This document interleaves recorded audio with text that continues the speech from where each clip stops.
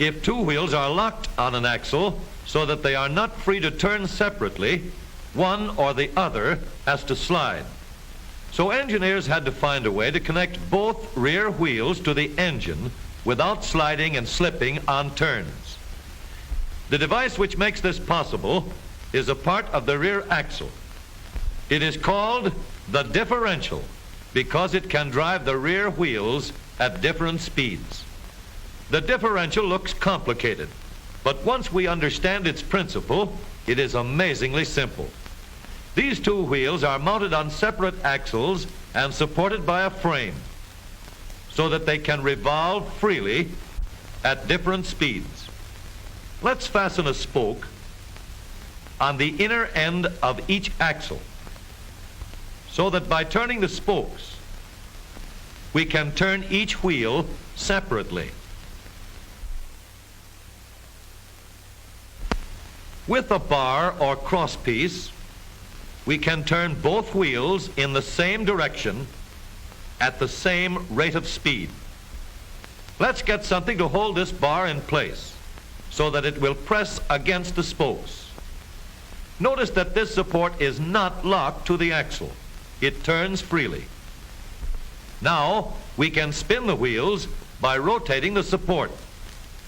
This is fine as long as both wheels are able to turn at the same speed. But let's see what happens when we go around the corner. With this arrangement, we cannot drive one wheel faster than the other. And if we stop one wheel, the other wheel won't budge. Let's put this bar on a pivot so that it can swing in either direction.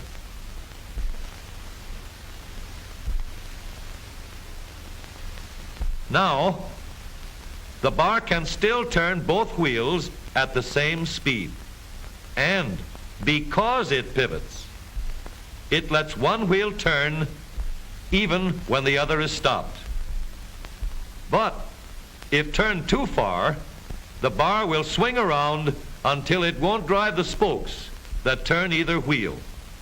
We need another crossbar and more spokes to carry on the job. When we stop one wheel, the crossbars will continue to push the spokes of the free wheel around. As long as both wheels are free to turn, the bars do not swing on their pivot and the wheels move at the same speed. Now we have the working principles of a differential. To adapt the model for use in an automobile, we will have to make a few changes. In order to reduce the jerky action caused by wide spaces between the spokes, we will put in more spokes. Further filling in the spaces between the spokes gives steadier, more continuous action, and changing the shape gives firm, constant contact. Now we can make the gears thicker and stronger, and we have differential gears. The edges are cut so that they will fit together more smoothly and silently, and another gear is added to share the work of driving the axles.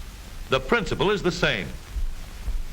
In order to turn the support and drive the wheels, we can fasten a large gear here, connected by a smaller gear to a source of power.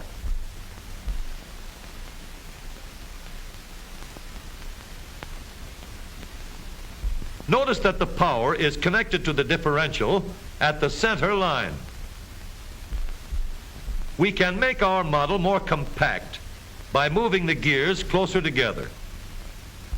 When we put our differential in an automobile, we have to leave room for the drive shaft, which carries the power from the engine.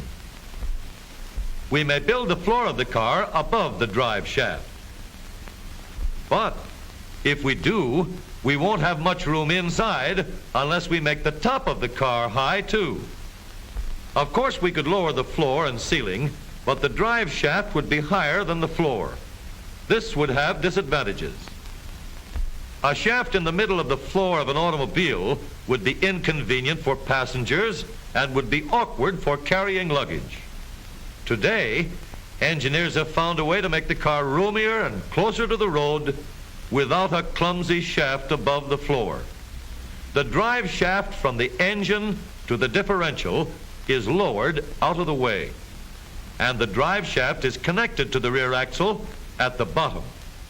The new low center drive makes the rear axle quieter, stronger, and more durable because it gives better, smoother contact between the gears. The automobile of today with the low center drive is stronger and more rugged. Every part of the rear axle has been built to withstand strains far greater than it will ever meet on the straightaway or around the corner.